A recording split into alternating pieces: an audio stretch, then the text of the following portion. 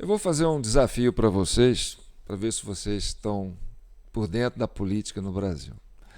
Eu vou fazer umas perguntas aqui e eu quero ver se a maioria vai saber responder. Quem que é o ministro da Saúde do governo Lula? Você sabe? Quem é o ministro do Planejamento do governo Lula? Você sabe?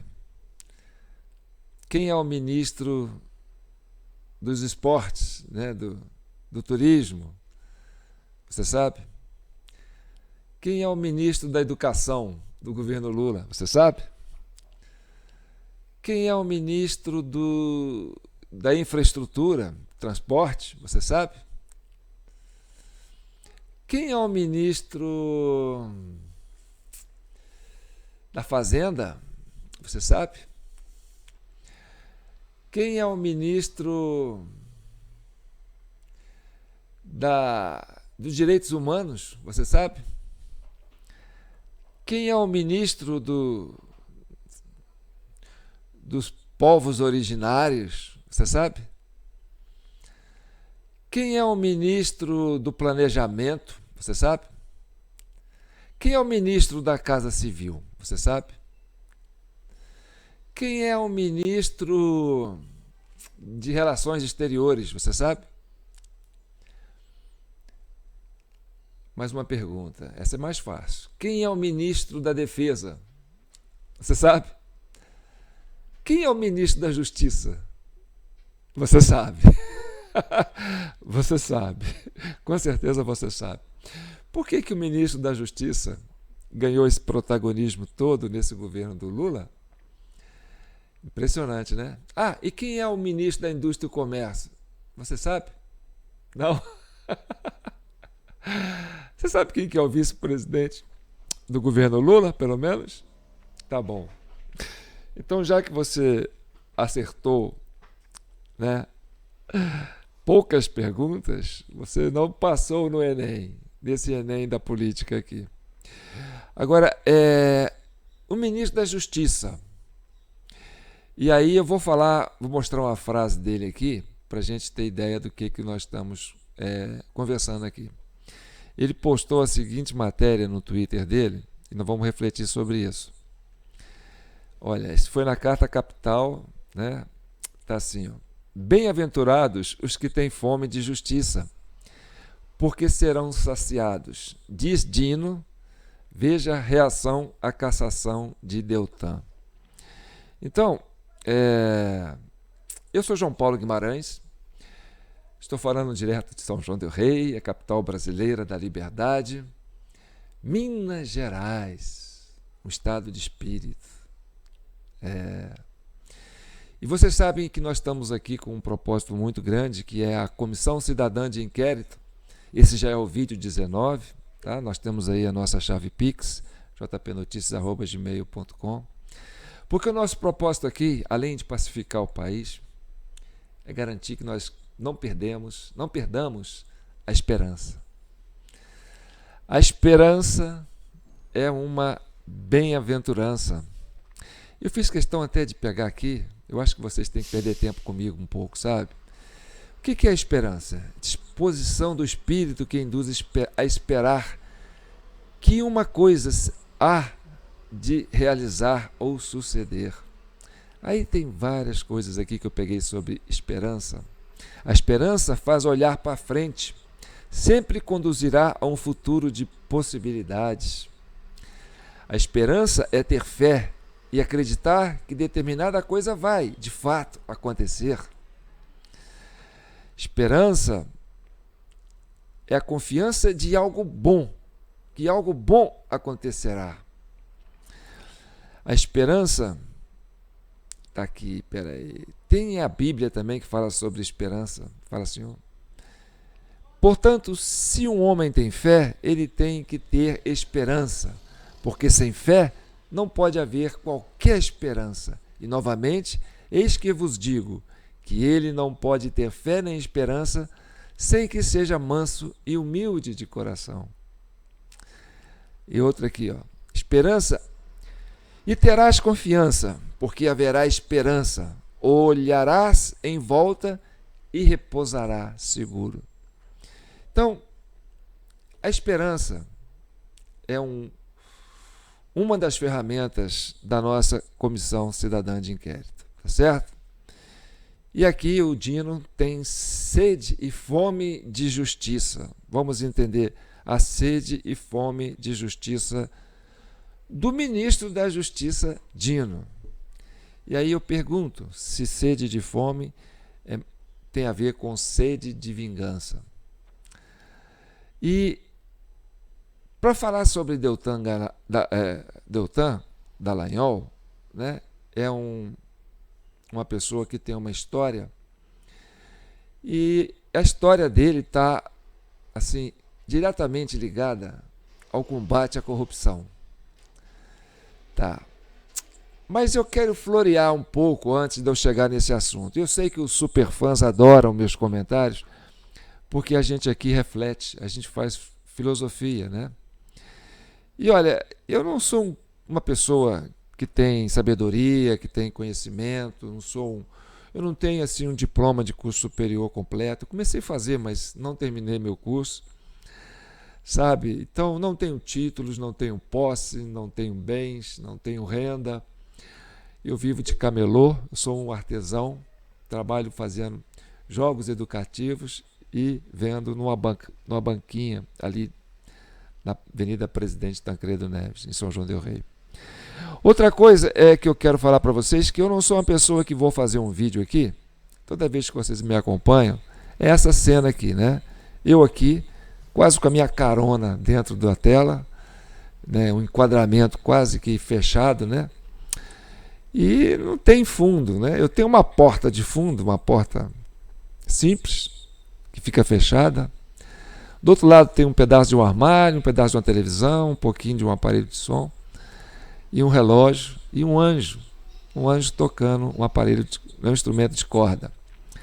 E atrás da minha cabeça, aqui, na altura do meu cérebro, né, iluminando a minha mente, tem um quadro. E vocês já viram esse quadro algumas vezes, porque de vez em quando eu tiro a cabeça do lugar e ele aparece. Olha ele ali. Vocês conhecem essa obra?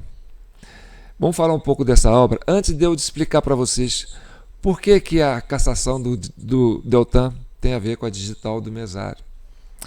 Então vamos lá, vamos entender.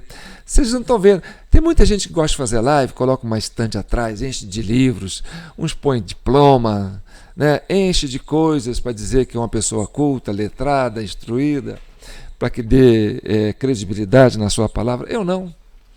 Eu sou um cidadão comum, o que eu falo aqui é o que vem do meu coração, e vocês que são meus superfãs me conhecem mais do que eu. Então, vamos falar sobre essa obra que está aqui atrás, né? Olha, vamos ilustrar aqui, para vocês acompanharem comigo. Esse aí é uma obra renascentista intitulada A Criação de Adão. Foi feita por volta de 1511 pelo famoso artista italiano Michelangelo. Olha, e esse quadro, ele tem uma simbologia, né? E aí eu vou pegar aqui, ó, um texto de Laura Aidar, que escreve para Toda a Matéria. É um site de educação, muito bom, por sinal. E ela descreve essa obra da seguinte forma: a obra renascentista intitulada A Criação de Adão, feita por volta de 1511 pelo famoso artista italiano Michelangelo, esse é um trabalho realizado com a técnica de afresco e integra o conjunto de pinturas feitas no teto da Capela Sistina, produzidas entre 1508 e 1512 por encomenda do Papa Júlio II. A criação de Adão é a representação da passagem bíblica em que o Criador do mundo, Deus, dá origem à humanidade, simbolizada na figura do primeiro homem, Adão. Então, essa aí é uma obra, né, que fica localizada, a criação, ela fica no 6º trecho da abóboda da Capela Sistina. Quem já foi lá, já visitou, teve o prazer de ver essa obra, né? Essa foi a primeira obra em que um artista consegue expressar todo o mistério e espontaneidade e, ao mesmo tempo, força divina no ato da criação. Aí ela faz uma análise detalhada da obra. Vamos acompanhar? E aí, olha, nós vamos trabalhar a composição que transmite harmonia ao criar dois planos que o espectador percorre visualmente a partir do chão. Adão, segundo o livro bíblico, foi criado à semelhança de Deus. Na pintura, podemos constatar tal paridade e simetria. Os corpos de ambos são exibidos deitados de frente com o mortal no ambiente terrestre, inicialmente sozinho. Já o divino está envolto de um manto e rodeado de anjos. Se selecionamos algumas áreas dessa grandiosa obra, algumas áreas dessa grandiosa obra para uma análise mais detalhada. Então ela dividiu essa obra em 3 planos para poder analisar, né, cada detalhe. Então vamos lá. Nesse plano aí, ela chama de o gesto de Deus. Então, os dedos das personagens quase se tocando são o ponto alto da composição. A mão de Adão ainda denota falta de vitalidade, que será conferida a ele através do toque de Deus. O Criador exibe o dedo indicador esticado em um gesto simples e direto, agraciando o homem com a vida. Segundo o historiador Gombrich, essa é considerada uma das maiores obras da arte já produzidas. Nas palavras dele, Michelangelo conseguiu fazer do toque da mão divina o centro e o ponto culminante da pintura e nos fez enxergar a ideia da onipotência por meio do poder do seu gesto criador. Então, aí ela passa para um segundo plano. Vamos entrar no segundo plano para vocês terem ideia, né? A gente vai analisar essa obra com cuidado. E aí você tem esse plano que é o Adão despertando, né? Adão é apresentado como um homem que preguiçosamente desperta.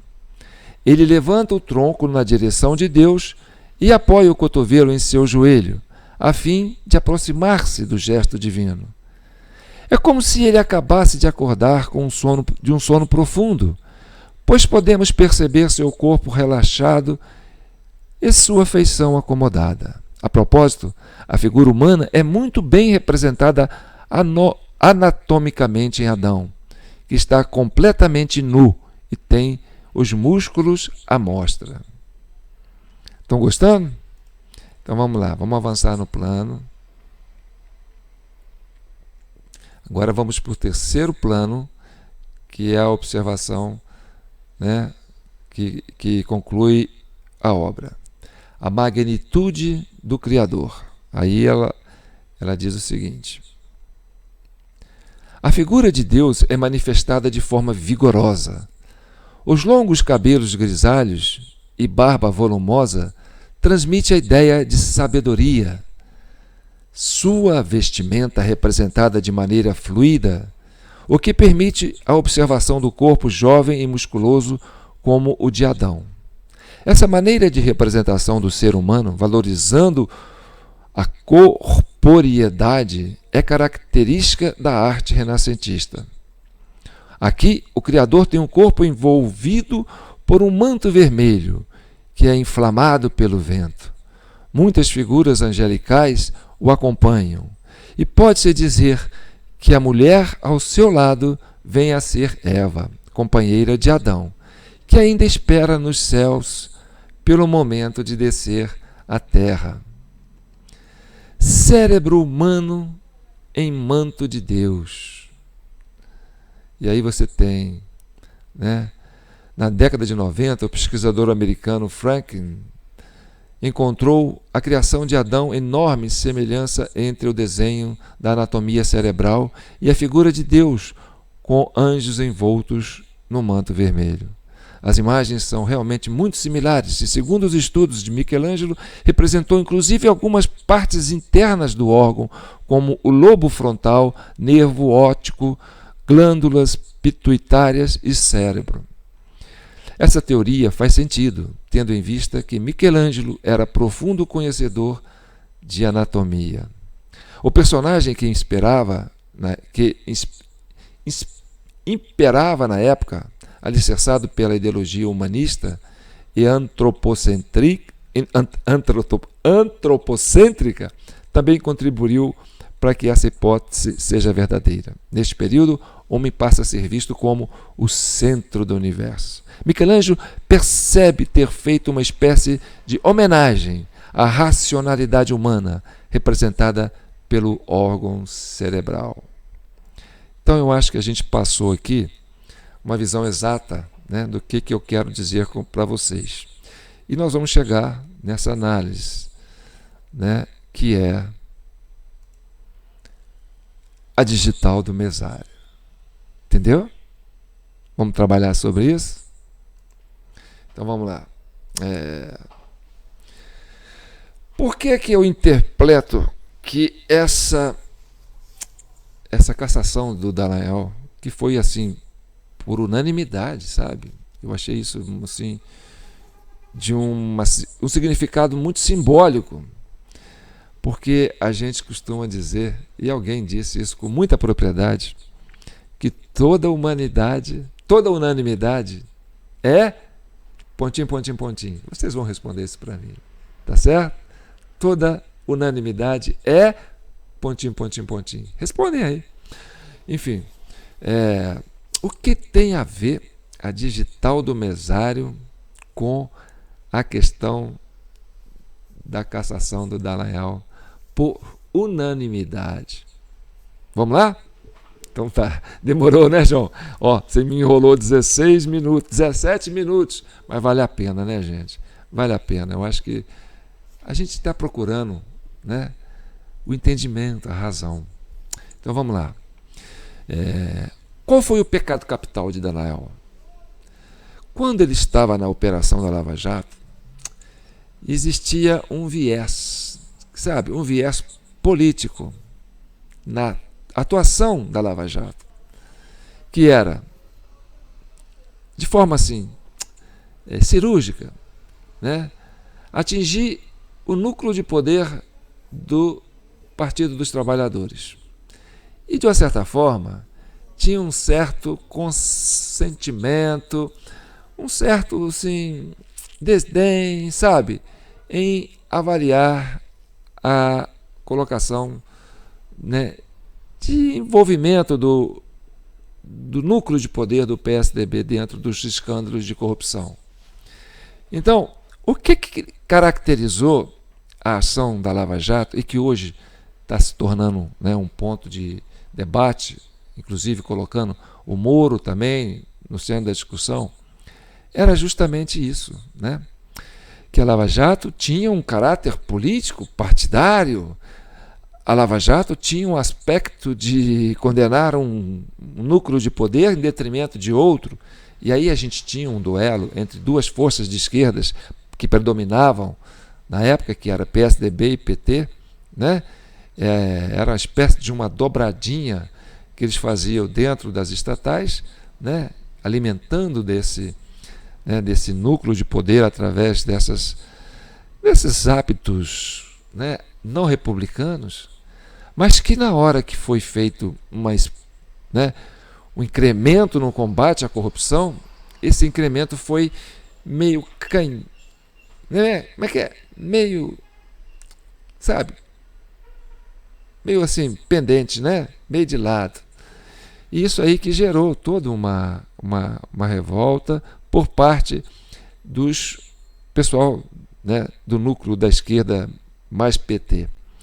E aí você teve, né, um desdobramento que culminou com o abraço do afogado, onde PT e PSDB se abraçaram e afundaram, né, e a população, entendendo isso, se apegou à candidatura de uma pessoa que era totalmente desvinculada, né, desse conceito, né, de ação política não republicana. E a Lava Jato nasceu por causa de um fenômeno. É a incompreensão que o PSDB tinha de como o PT ganhava as eleições. E ao descobrir que existia uma ação não democrática que atropelava os processos democráticos, justificava a ascensão ao poder, né? O PSDB falou, não, se existe realmente algo que extrapola o Estado democrático de direito, que é a forma como se estão ganhando as eleições no Brasil, ou seja, a partir daí se desconsidera a Carta Magna, se desconsidera o aspecto jurídico. Por quê? Porque nós temos que destronar uma força política que está se impondo através de um mecanismo não regular, né? Não seguro, não apropriado para um regime democrático, que foi colocado nas urnas eletrônicas. E aí esse incremento, né, do avanço da justiça para cima dos caciques do PT na época, que fomentou toda essa sanha, sabe, pela caça às bruxas, fez com que, já que é assim, que eles estão ganhando a eleição assim, também nós não vamos andar no aspecto legal para poder destronar o PT. Só que aconteceu o seguinte, né? Ao se confrontarem, o PT foi para cima, falou, olha, peraí, mas é só a gente. Vocês são solidários nesses aspectos antirrepublicanos de se envolver com o público e privado, a relação, né, financeira entre o público e o privado, vocês são solidários, vocês foram solidários. Agora vocês querem nos punir por causa disso? Não, punam porque justifique por que nós não devemos estar no poder. Como o PSDB não tinha noção de como se dava o processo eleitoral, não conhecia a estratégia da digital do mesário, sabe? Ele falou, não, a gente não pode fazer isso, vocês vão falar que a gente é antidemocrático. Nós já contestamos essa eleição várias vezes, já pedimos recontagem de votos, e vocês falam que a gente é antidemocrático, porque nós estamos questionando o processo de votação, o processo eleitoral, e aí a gente não quer passar por, né, vilão antidemocrático. Então nós vamos no aspecto jurídico e destronar vocês dessa forma. Mas acontece que esse abraço do afogado colocou PT e PSDB na sarjeta. Os dois perderam capital político e a vitória do Bolsonaro tirou eles do cenário, né, do poder. Isso fez com que eles revissem essa posição. Olha, eu acho que nós, para voltarmos ao poder, nós temos que rever, porque nós somos solidários no aspecto antirrepublicano. Sim, nós somos solidários, né, nos nossos esquemas com as estatais, com a Petrobras, com a Eletrobras. Então, de fato, né, nós temos que dar o braço a torcer e vamos juntos recuperar o poder, né? E depois a gente divide os louros, porque a gente perdeu foi tudo, PSDB e PT. E aí, em vez deles apostarem, não, descobrimos como acontece a fraude, mas agora a gente tem que usá-la de novo para poder recuperar o poder. E aí, em vez do PSDB ir em frente, vamos resolver o problema, já que é esse o problema, não. Se somou o problema, entendeu? Passou a ser solidário com o PT na forma antidemocrática de se conquistar o voto nesse país. E, mais uma vez, entrou em ação a República dos Mesários, que faz esse trabalho que é tão desastroso, tão danoso, tão criminoso, tão prejudicial à nação brasileira, que trouxe tanto dano político, moral, espiritual, entendeu? E aí eu falo, mesários, parentes de mesários, que sabem do que eu estou falando, vocês têm a chance, sabe, de fazer essa delação premiada, porque vai chegar em vocês. Está chegando. Os organismos de controle, as corregedorias, entendeu? Estão chegando e vão chegar em vocês. Então, não pense que esse gesto que vocês fizeram é um gesto infantil, é um gesto sem importância. Não. Isso foi uma das coisas mais graves que aconteceu no Brasil nas últimas décadas. Gravíssimo. É um crime hediondo, de um grau de destruição para uma nação que não tem parâmetro. Entendeu? Então, se você é parente, é cônjuge, é filho, é pai, é irmão, é amigo, é colega de um desses mesários, oriente ele, sabe? Oriente ele, fala, nós estamos caminhando para um lugar que não tem volta. O Brasil vai chegar em vocês. E aí, eu volto naquela imagem ali, ó. Aquela imagem ali diz muita coisa. O gesto de Deus, sabe? Com a sua digital você pode tocar em Deus. Deus perdoa quem se humilha perante a verdade. Certo? Eu não quero dizer mais nada. Eu acho que eu posso encerrar por aqui. Então, eu sou João Paulo Guimarães, falando direto de São João del Rei, a capital brasileira da liberdade. Espero que vocês entendam que essa análise, né, ela é para realmente resolver o problema do país. Vocês não vão ver isso em lugar nenhum. Pode ser que agora, a partir dessa análise, isso começa a ser refletido em outras opiniões. Mas é por isso que a Comissão Cidadã de Inquérito existe, certo? E é você que faz ela existir, porque você comenta, você curte, você compartilha e você traz esse sentimento de esperança. A ferramenta nossa é a esperança. A esperança é a última que morre. Depois que morre a esperança, o espírito padece. Então, não percamos a esperança, tá certo? E eu vou deixar um link aí de um grupo do WhatsApp que chama Pendão da Esperança. A gente está com esse grupo ainda com vaga. Assim que esse grupo encher, nós vamos colocar outro grupo, porque a gente quer ter vocês próximos da gente. Nós acabamos de perder um canal no YouTube, e aí o YouTube manda aquela mensagem, porque a TV Del Rey tem alguns canais no YouTube também. E aí eles mandam uma mensagem. Você quer contestar essa ação do YouTube que tirou um canal de vocês?